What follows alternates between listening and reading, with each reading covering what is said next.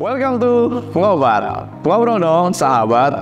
Oke teman-teman, kali ini kita kedatangan tamu spesial. Dan beliau ini usianya jauh lebih muda daripada gua. Dan tentunya lebih tajir daripada gua. Kita belajar dari kisah hidupnya. Siapa dia?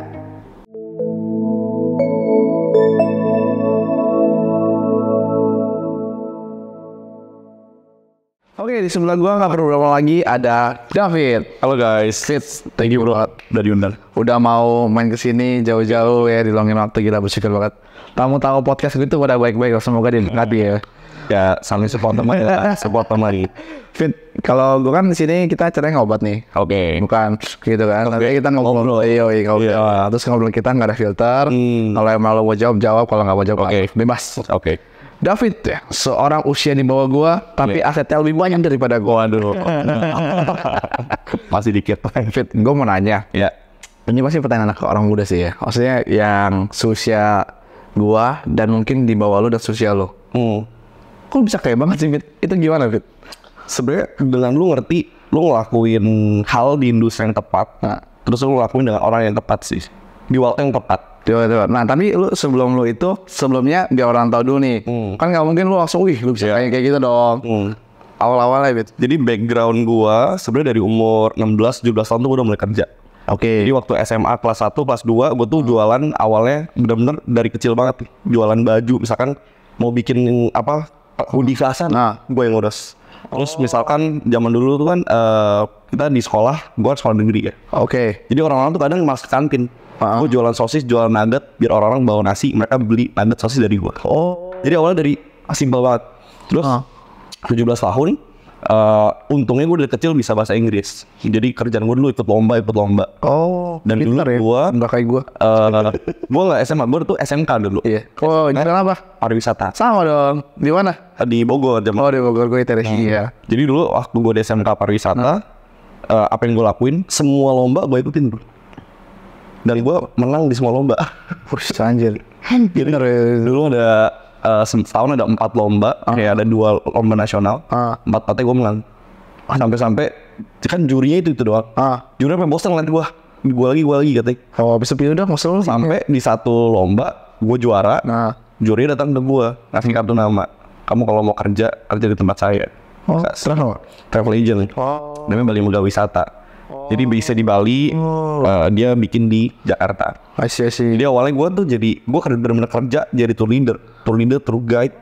Jadi basically waktu gue umur 17 tahun, sampai umur gue sebelum gue ke China tuh 18,5, 19 tahun lah ya. Ya dari gue 16,5 sampai 18,5 2 tahun. Oke. Gue tuh jadi tour guide, tour leader sekaligus jadi tour operator.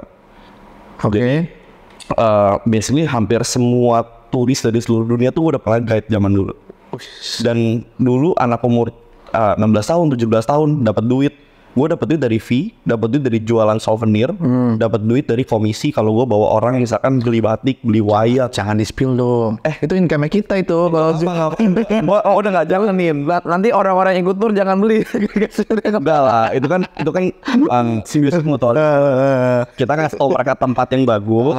Ketika mereka beli, toko ya ada. Iya, ada sih. Jadi awal banget gue ngerti tentang permainan duit tuh di situ. Which is kayak kalau lu ngasih orang sesuatu, orang akan berterima kasih ke lu dalam bentuk uang gitu kan. Iya. Jadi setelah toko ngasih gue duit, gue makin semangat tuh. Jadi gue makin belajar. Bawa lagi di situ. Bawa banyak lagi datang. Bos apa? Lama-lama kan lu jadi ngerti caranya jualan kan. Betul. Lu ngerti cara persuasif, maksudnya kayak bukan secara negatif ya, tapi kayak misalkan wayang gitu loh. Wayang kan kalau orang bule nggak tahu apa tentang wayang. Betul. Bagaimana cara lu menceritakan sesuatu sampai orang bule itu menganggap wayang itu sebagai hal yang sakral, sampai dia mikir gue harus beli, gue harus bawa ke negara gue taruh di rumah gue. Iya. Jadi dulu ada satu bestseller yang sangat sering gue jual ya. Itu namanya Tree of Life. Itu wayang berdiri gitu lah. Jadi wayang itu ada 2 depan belakang. Depannya itu pohon kehidupan yang dijaga oleh hewan-hewan suci. Di belakangnya tuh muka iblis. Jadi ada artinya tuh. Pohon kehidupan tuh artinya membawa berkat. Muka iblis tuh artinya menangkal kesialan di dalam rumah lu. Wah, setelah gue ceritanya tuh bule beli semuanya bro. Dan itu harganya nggak murah si wayang berdiri itu. Main ya? Makanya setiap kali gue jualan gue bisa dapat 250 sampai 300 ribu.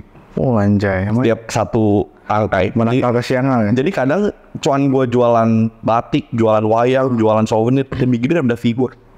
Iya sih, kita dari situ sih sebenarnya. Fee mungkin kecil lah ya. Tapi kan tipping kalau orang suka, oh tipping gede. Gue pernah satu tahun dikasih tip $300 bro. Oh, satu orang? Satu orang, umur gue masih 17-18 tahun gitu. Gede banget itu UMR Jakarta dong. Terus gue sampai kayak kalau mereka nginep kan di 5 stars di Mandarin gitu. Gue disuruh datang, diajak makan, diajak berenang.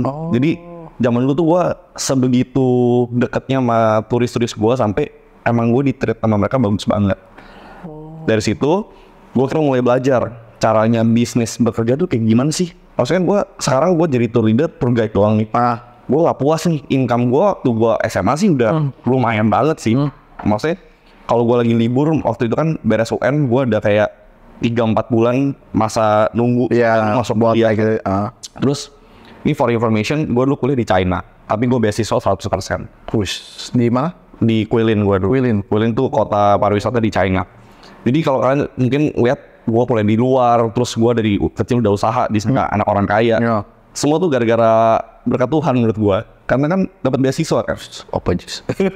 Kalau gue nggak dapat beasiswa, nggak punya duit bro, kuliah gitu kan. Maksudnya dari gue nabung hasil buat tour dulu, ya kalaupun gue punya uang buat bayar kuliah, mungkin gue gak akan bayar kuliah karena sayang duitnya kan. Kayak gitu. Jadi asal muasal dari situ. Nah, waktu dulu gue belajar gimana cara tour bekerja. Kayak gue awal jadi karyawan doang, gue dapetin duit dari jualan dan sebagainya. Gue juga pengen dong bikin usaha gue sendiri. Akhirnya gue pelajarin ya. Akhirnya gue pelajarin gimana polanya.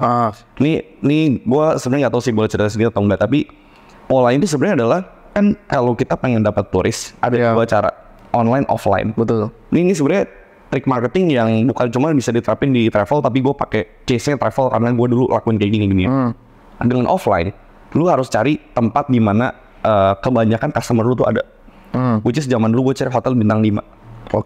So apa yang lu lakuin? Lu cari concierge di hotel bintang 5. Lu cari orang-orang yang kira-kira bisa bantuin lu jualan tour lu.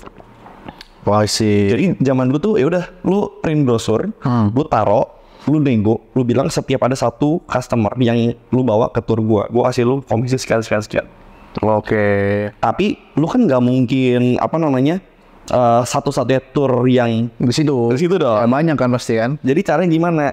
Nah, kalau dalam bisnis itu ada yang namanya funnel. Jadi kalau gua zaman dulu, gua tuh nggak masalah kasih concierge lebih gede buat sisi customer. Jadi misalkan lu tour A, si concierge satu turis 50.000, mau berani kasih 2 kali lipat. Yang penting cuan tipis ya. Cuan tipis nggak masalah, tapi muter. Yang penting muter. Dan gua kan cuannya bukan cuma dari orang bayar tuh. Betul. Tapi ketika makin banyak orang yang ikut tour gua bisa makin banyak ngasih bawa orang referral. Cuannya justru lebih gede di sini. Ini yang nggak dilihat orang. Kadang orang tuh terlalu rakus sama uang sampai mereka nggak berani keluar duit kecil buat dapetin duit besar di belakang. Betul itu. Nah, sebenarnya basic banget gue ngerti tentang bisnis itu dari situ. Itu ngajarin gue banyak banget hal zaman dulu. I see. Kayak gitu. Terus habis itu kenapa lu ke dunia finansial? Nah, waktu 2019 pas sebelum COVID, gue kan kuliah ke China. Jadi sebenarnya gue udah di saham tuh gue udah belajar dari 2017. Gue mulai seriusin di 2018. 2019 tuh gue lagi aktifnya trading.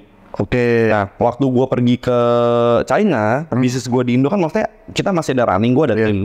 Tapi ternyata nggak semudah ketika gue lagi di Indonesia. Secara controlling. Terus waktu gue juga sibuk buat belajar. Ya lu udah gak mungkin bisa in charge selalu di Indonesia gitu. Jadi bisnisnya lumayan berantakan. Apalagi 2020 lu tahu sendiri. Iya, COVID. Habis semua travel. Semua bisnis gua habis. Jadi itu suffer banget. Dan untungnya karena gua dulu duit dari bisnis gua masukin saham, duit dari bisnis gua masukin saham, akhirnya masih ada cash. Waktu 2020 COVID, gua masih pegang cash di rekening sama di portofolio gua. Nah dari situ udah lu gulung terus. Jadi 2020 Maret gue ingat banget hampir semua bisnis gue tuh hancur lebur lah ya. Maret, April, Mei itu struggle banget nih gue. Kerjaan gue tiap hari bener-bener pantengin pasar saham dong. Karena waktu itu tiap hari saham ARB. Gue ingat banget hold ya.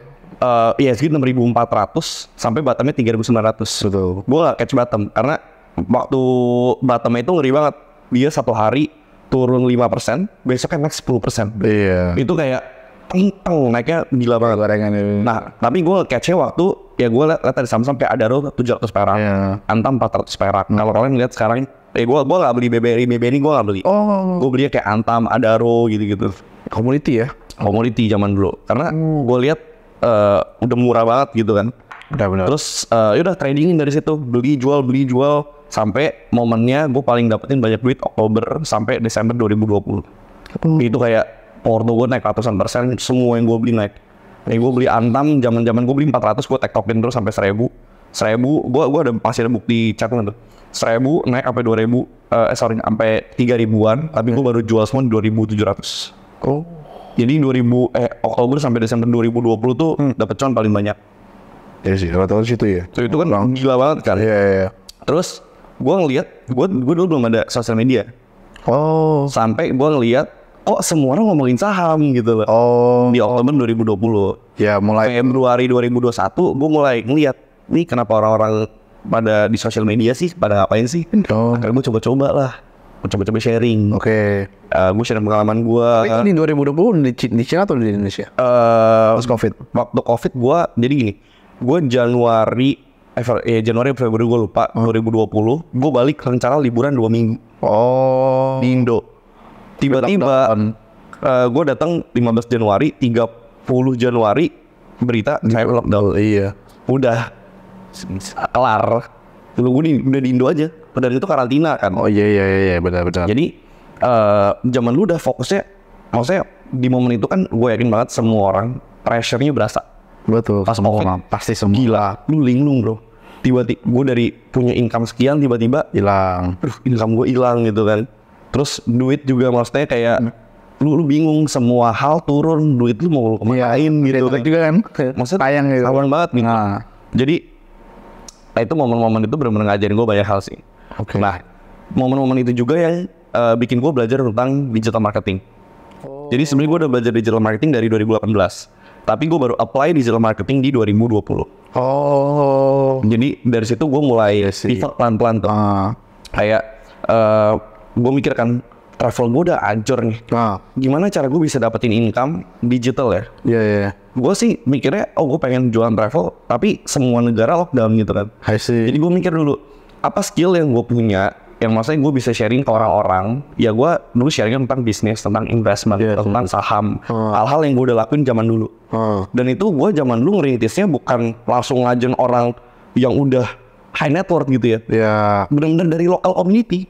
Jadi teman gereja gue, teman komplek gue, teman SMP gue, teman SMA gue. Lo charge tuh? Ada yang dulu gue charge. Gue charge. Karena gue mikir dari zaman dulu sampai detik sekarang, semua teman-teman yang belajar sama gue charge. Kenapa? Karena gue merasa gue tuh harus set standar buat diri gue. Betul. Jadi nggak semua orang tuh punya akses ke gue. Bukan gue gak mau bantu lu gitu loh. Kalau lu bener-bener gak punya uang, terus lu bener-bener butuh bantuan gue, lu gak usah ngomong, gue akan bantu tanpa lu minta. Makasih ya, gue gak bayar. Maksudnya kalau ke temen gue bener-bener bantu banget. Lu tanya semua temen orang yang kenal gue. Kayak kalau mereka ada masalah, gue gak akan pikir panjang, gue akan bantu. Tapi kalau ngomongin tentang bisnis, gue selalu bilang bisnis dan pertemanan tuh beda. I see, bener. bahkan sekarang banyak klien gue yang jadi sahabat teman berdekat gue. Kayak gitu kan. Akhirnya dari 2020 gue mulai sharing juga, tapi gue charge gitu ya. Kan zaman dulu ada Zoom lagi rame-ramenya. Iya. Dari local community, dari sepi, terus pelan-pelan, jadi mulut ke mulut. Oke. David begini nih, pelan-pelan makin rame, gulung dulu, jadi kayak bola salju. Jadi menurut gue semuanya itu masalah momentum sih. Momentum ya. Dan di momen 2020 sampai sampai sekarang lah ya, gue gak pernah berhenti kerja. Jadi 3 tahun, even hari libur gue gak berhenti kerja. Jadi gue punya partner satu, bokapnya konglomerat lah. Waktu kita lagi makan, bokapnya ngomong kayak gini, anak muda, lu tuh harus ngikutin angin lu. Kalau angin lu lagi naik, lu jangan stop. Betul. Hajar terus. Waktu lu lagi naik kenceng, lu pasti kejedot. Karena kalau lu gak kejedot, berarti lu naik kurang kenceng. Ya. Tapi waktu lu kejedot, lu masih muda, gak apa-apa, hantem aja terus. Karena ada waktunya, angin lu habis. Iya. Ada waktunya lu sibuk dengan kehidupan, ada waktunya lu sibuk dengan segala hal. Di situ baru lu nikmatin hasil usaha lu. Terus gue nanya ke si Om, gue malu sih, Om, menurut Om saya udah berat, malah kamu masih miskin gitu. Jadi menurut gue gue masih belum ada apa-apa, jadi gue masih harus terus kerja. Jadi kayak sih. Nah, mantap. Terus gue mulai nih, sekarang nih ya. Usia sekarang kerja nih ya. Gimana lu mau mengimplementasikan duitnya itu supaya bisa kaya? Posting versi lu. Kan versi setiap pembicara yang gue ini kan postingnya beda-beda nih. Kalau lu orang nanya nih, UMR nih, gue kerja kantoran. Ya kan gue pengen kaya ya. Posting yang harus gue lakuin kayak gimana ya? Dan apa ya? Maksudnya posting? Budgeting. Oh, budgeting. Oh, oke. Kalau gue sebenarnya gini, gue nggak gitu percaya budgeting yang strict. Karena gue percaya setiap orang tuh punya apa ya. Kalau gue misalkan ya, orang mau kamu harus budgeting sekian. Lah gue harus biayain emak gue harus biayain nenek gue misalkan. Maksudnya duit gue nggak cukup gitu. Kalau gue kayak gaji UMR, gaji dulu di bawah 10 juta, orang-orang pada saranin kamu investasi 20% ya, ke saham, ke obligasi. Gue kayak enggak. Kalau duit lu gaji lu nggak nyampe 10 juta, semua uang yang lu punya, lu harus pikirin gimana caranya naikin income lu dulu. Dan zaman sekarang banyak banget cara. Kita hidup di zaman terbaik buat cari duit, dan gak semua itu butuh capital.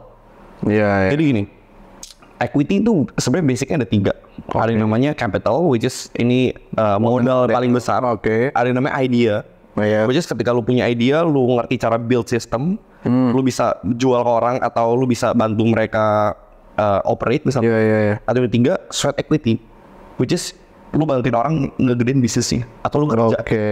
Jadi ini ada 3 modal nih. Kalau lu nggak punya capital, lu harus pakai semua uang lu buat naikin antara idea which is otak lu. Gimana caranya lu ngambil keputusan.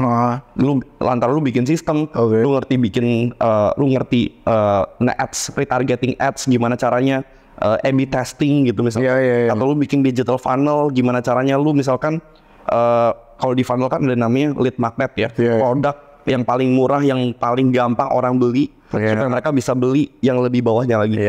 Kalau lu ngerti semua itu, gue bisa bilang kalau gue amit-amit nggak punya apapun, gue bisa kok make money. Karena sebenarnya bukan masalah gue punya duit berapanya, tapi di sininya nih yang orang nggak punya gitu kan.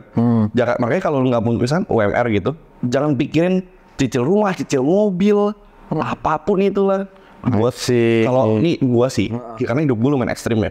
Tapi kalau lu pengen ada di kondisi dimana lu di bawah 30 dan hidup lu secara keuangan, itu saya jauh di atas orang-orang pada umumnya, lu memang harus jadi ekstrim bro. Gak bisa biasa-biasa aja gitu. Which is lu harus tunda kesenangan lebih lama. Lu harus belajar lebih banyak. Lu harus kerja lebih keras. Itu harga yang harus lu bayar gitu loh. Sacrifice. Jadi kalau gue dulu punya namanya income roadmap. Jadi gue pengen tahu nih, misalkan umur gue dulu 18, gue bawa tour dan lain sebagainya. Income gue misalkan coba 20 juta sebulan. Per tahun atau lo per bulan hitungnya? Per bulan. Iya. Gimana? Iya, tapi kalau sekarang hitungnya per tahun lah ya. Karena kalau per bulan maksudnya fluktuatif. Fluktuatif kan. Jadi tapi tetap misalkan lu hitungnya per bulan. Gimana caranya umur lu 21, income lu bisa naik 2 kali lipat misalkan. Jadi jangan mikirin saham dulu. Karena kalau saham itu capital gain. Mungkin kalau sekarang gue invest, gue dapat 10%, hasilnya lumayan banget gitu kan. Zaman dulu misalkan lu punya 500 juta, 10%, cuma 8 juta bro. Dan itu misalkan kalau lu setahun dapat 10% misalkan. Ya kalau misalkan lu jago banget, lu setahun dapat 30%. 150 juta. Sebulan lu dapat sekitar 12,5. 12,5 juta. Bro, lu jual ketoprak bisa jadi untung lu lebih gede. Kalau lu ngerti cara jual ketoprak. Betul. Jadi kayak gue bukan yang nggak menginfluence orang untuk invest, maksudnya invest lah dengan uang dingin yang udah benar-benar udah lu pakai. Dan invest lah ketika lu punya tujuan jangka panjang yang jelas, nikah, beli rumah, beli mobil dan sebagainya. Tapi kalau tujuan lu itu masih cari penghasilan tambahan, fokuslah ke naikin skill lu atau lu bikin usaha sampingan. Dan sampai income berapa sih gua qualified nih udah boleh mulai? Kan orang nanya, berarti beberapa orang nih yang gua lihat ya, ada 3 lah ya, termasuk sama Mary Riana kan. Mary Riana kan juga kumpulin dulu baru Iya. invest kan. Kalau di amount berapa sih kira-kira? Kalau gue gini ngomong, Startnya berapa sih kalau kita mau invest? sebenarnya kalau lu mau invest, kalau lu ngomongnya mau mulai, 100.000 lu udah bisa invest. Tapi yang salah orang tuh apa? Mereka pengen cepat kaya. Iya. Loh, lu mulai invest bisa bro, lu mau dari 100.000 nggak masalah. Tapi kalau lu mau kaya dengan dari lu invest 100.000, menurut gue ada yang salah tadi pemikiran. I see. Nah, fokusnya cari kaya dulu. Fokusnya tuh bangun kebiasaan dulu. Habit ya, habit invest. Karena di awal, maksudnya sepintar, sejenius apapun lo, jam terbang tuh nggak bisa diakalin. Jadi gue baca disertasi, gue baca jurnal, gue baca artikel ekonomi 100 tahun terakhir, gue pelajarin semuanya gitu kan. Lu bisa belajar, tapi jam terbang tuh gak bisa dibohongin. Benar. Contoh, gue trading, gue investing misalnya di mana. Ini gak bisa dibohongin, gue udah ngomong hampir semua trader jago, investor jago yang gue temuin teman-teman gue. Apa yang bikin beda? Sometimes mereka tuh punya insting bro. Dan tuh gak bisa lu jelasin. Lu bisa analisa, maksudnya lu tahu dan lain sebagainya, nih corporate action begini, warrant issue di harga segini. At the end of the day, apa yang bikin lu yakin? Nggak tahu, gue yakin aja. Nih, Salah satu contohnya, gue temuin teman gue ada sales namanya Andri Hakim tuh. Dia beli satu saham gede banget. Dulu sampai waktu dia ngajak gue kayak cere banget, gak ada orang ngeliatin. Termasuk gue dulu bukan ngeremehin, maksudnya gue tahu dia jago, tapi percaya gitu ya, convictionnya. risk profile-nya beda lah. Itu tapi selalu beresiko buat gue. Dan duit gue juga ada di saham lain zaman dulu. Jadi gue kayak kayak gue nggak gitu yakin nih. Dari waktu itu sampai sekarang sahamnya udah naik 150% bro. Maksudnya itu kan hal yang nggak bisa didefinisikan. Tapi nggak tahu, gue yakin aja. Nah itu kan asal dari jam terbang. Setuju. Jadi mau kita ngomong ilmu teknikal tuh kayak gini ya, ada support resistance, indikator, lu break chart pattern, terus price action begini dan sebagainya. At the end of the day, balik lagi ke insting lu bro. Kayak ada momen di mana misalkan harga sahamnya turun kayak gitu ya. Misalkan lu udah harus cut loss, tapi lu ada insting kayak lu udah pernah ngalamin kejadian ini 10 kali. Lu tahu kalau ini cuma lagi di markdown sama big player. Which is besoknya langsung dari turun ke bawah support dikit langsung pang naik. Nah hal-hal kayak gitu lu nggak bisa jelasin pakai teori gitu. Benar, jam terbang. Untuk sebagian orang nggak masuk akal. Benar sih. Tapi kalau lu udah simpel ya, lu kalau tiap hari bangun pagi, hal pertama yang lu lihat itu saham selama 8 tahun, nggak mungkin lu nggak punya insting. Jadi itu yang gue bilang orang-orang, lu mulai boleh, karena itu ngebantu lu naikin insting market lu. Kalau lu berharap cepet kaya, mendingan lu naikin skill lu buka bisnis, lu jualan apapun. Misalkan lu kerja 7 jam sehari, lu kerja 10 jam sehari. Mantap. Yang terakhir nih, tips dong. Kalau misalkan buat orang muda atau mungkin yang udah lebih senior, yang mindsetnya lebih tradisional daripada kita kan, sekarang kan, tips supaya ya kita bilang financial freedom lah, versi lu lah, yang bisa bebas ya financial pada umumnya ya bisa menutupi biaya hidup itu financial freedom. Tapi untuk anak muda lah, anak pada sebenarnya sekarang kan orang generasi sandwich. Iya betul. Ya kan? Gimana tuh tips terakhir nih? Ini gue ada beberapa hal yang pengen, tapi gini. Gue tuh nggak percaya konsep financial freedom sebenarnya. Buat gue orang yang bisa mencapai financial freedom adalah orang yang tidak mengincar untuk jadi financial freedom. Artinya apa? Orang-orang yang bisa jadi extremely good at something, apalagi di umur yang masih muda atau misalkan di bawah 30 ya kita patokannya ya, karena itu kan ukuran muda, adalah orang-orang yang melupakan konsep financial freedom. Mereka benar-benar into apa mereka kerja. Jadi mereka enjoying rasa sakitnya, kerja kerasnya, belajarnya, kegagalan, mereka enjoy gitu. Betul. Sampai-sampai orang ini bisa ngomong, gue gak kepikiran buat pensiun. Jadi bisa enjoy ya. Jadi gini, konsep financial freedomnya itu jadi, kalau gue sekarang ya, beberapa aset gue ada taruh di tempat agresif, gue ada taruh di tempat aman. Gue sebut income fund lah. Income fund itu aset-aset ngasih gue cash flow. Nah, aset-aset ini nge-cover seluruh biaya hidup gue. Tujuannya bukan gue buat pensiun, tujuannya buat ketenangan hati. Jadi kalau gue biasanya kebutuhan gue itu gue pisahin sama kebutuhan keluarga. Kenapa? Kalau gue prinsip begini, sesusah-susahnya gue yakin banget skill gue masih bisa ngidupin gue. Tapi keluarga gue beda cerita. Kalau gue kehilangan segalanya, gue balik dari mau lagi amit-amit ya. Gue siap gak? Gue 100% siap. Tapi keluarga gue siap gak? Belum tentu. Jadi yang harus gue lakukan, separating duit dulu biar income fund ini bisa support keluarga.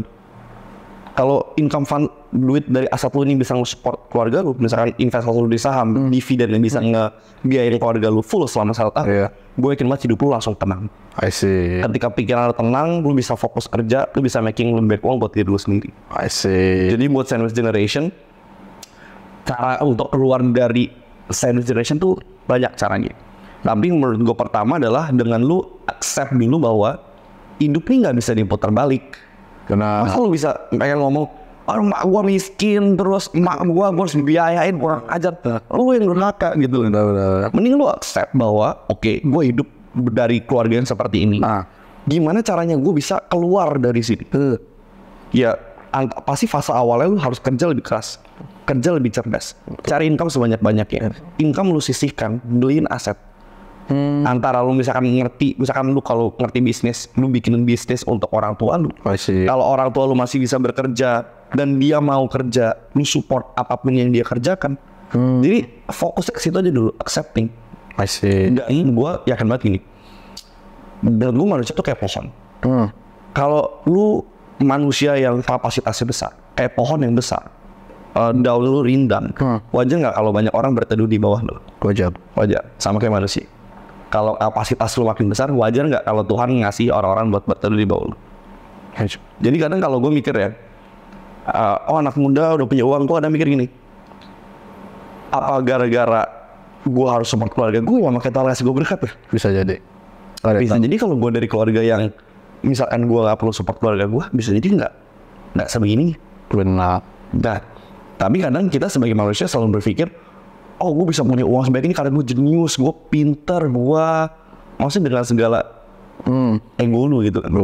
Padahal faktornya banyak bro. Benar. Harus dijelasin ya sebenarnya ya. Dan gue pernah baca satu artikel, kesuksesan tuh 80% justru hoki kan. Tapi hoki itu kan momentum sebenarnya. Betul. Ketika persiapan bertemu dengan kesempatan. Betul. Nah tapi lu nggak bisa ngeluarin faktor hoki ini. Iya. Jadi semakin banyak hoki lu, semakin lu harus rendah hati. Kebanyakan anak muda salahnya ketika mereka naik ego. Dulu gue pernah nggak sombong, pernah nggak punya ego? Pernah, karena sorry to say ya, Transisi ya. omong kosong kalau lu anak muda lu punya uang dan lu nggak punya ego, buat gue mustahil. Benar. Nggak mungkin.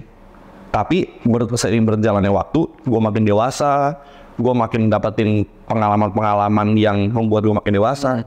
Pertemanan gue upgrade, maksudnya dulu gue temenan cuma sama orang-orang Bogor misalkan, terus jadi sama orang Jakarta. Iya. Sekarang teman gue bokapnya konglomerat misalkan. Iya. Lama-lama kan malu bro. Benar. Maksudnya ada banyak kan yang dulu gue lakukan, sekarang gue malu. Iya. Kayak dulu misalkan kalau gue compare sama teman-teman gue orang Bogor, duit gue banyak banget. Ya udah gue lain dia ya. Pas gue main sama teman-teman gue yang kuliah di US, bokapnya punya usaha apa, Benar. bokapnya ada di top 100 rich list.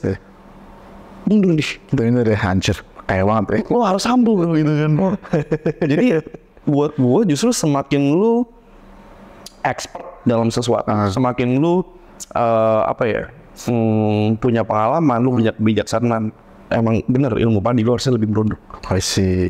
Jadi kayak gitulah. Udah, jadi cuma harus income itu dong. Udah lagi tipsnya.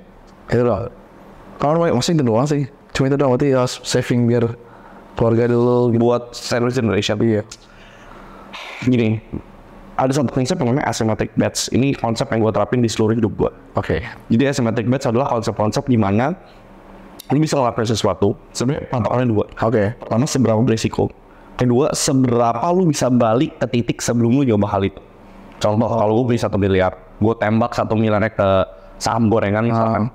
Kalau gue rugi 70%, bisa jadi gue kena mental dan gue nggak bisa balikin ke 1 miliar lagi. Yes. Berarti itu decision bodoh yang nggak harus lu lakuin. So, asymmetric bets contohnya apa? Contoh, bikin konten, bikin podcast. Lu gagal ya udahlah bro. At the end of the day, cuma nggak ada orang yang nonton. Tapi kalau lu berhasil, boom, lu bisa dapetin dari endorsement, dari speaking fee, lu bisa bikin digital product yang bisa lu jual ke audience lu. The upside is unlimited. Pasti. Tapi kalau terlalu berfokus ke modal, lu jadi melupakan banyak asymmetric bets yang bisa lu lakuin. Iya. Contoh, reach out ke temen. Dia ada project ini nih bro, dan sebagainya. Lu ada kenalan ini nggak? Kita kerjain bareng yuk. Oh. Modalnya berapa? Nol. No. Tapi nggak pernah lu lakuin. Iya. Karena lu takut. Jadi menurut gue semakin orang terbiasa untuk ngelihat sesuatu berdasarkan risk and reward rasio, bukan cuma di saham ya, di saham, di forex, di hidup ya. kita kan maksudnya belajar kan gimana cara nge-manage risk dan kita bikin upside-nya semakin besar. Betul. Tapi di hidup banyak banget sebenarnya yang bisa kayak gitu. Contohnya lagi apa? Ajak jalan cewek bro. Gagal ya udah bro. Iya, udah Enggak jalan sama aku, nggak mau ya udah beres. Cewek lain gitu kan. Rizky apa? Nol. Rewardnya, lu dapet cewek lu mau. Betul. Nah itu sebenarnya kuncinya. Iya. Tinggal lu pikirin, kira-kira usaha lu apa misalkan? Usaha lu, lu jagonya videografi, lu jagonya editing. Jangan nanya ke orang sukses. Ih, saya mau bantu kamu, bisa saya bantu? Saya nggak bantu gratis. Orang sukses nggak butuh bantuan gratis, bro. Kita punya duit gitu. Yang dilakukan apa? Fit, kayaknya video lu kurang di sini deh. Gimana kalau gue bantu lu nggak motion grafik kayak gini? Iya. Semakin spesifik dan dia tahu masalah gua, masa nggak gua bayar bro? Betul. Ini semua orang yang punya duit yang gua ketemu itu orang cengli. Kalau lu bantuin dia nggak mungkin dia nggak bayar. Jadi prinsipnya adalah apa? Kalau misalkan lu pengen cari income tambahan, lu pengen naikin standar hidup lu, ambil sebanyak-banyaknya. Ini nih resiko gratis ini.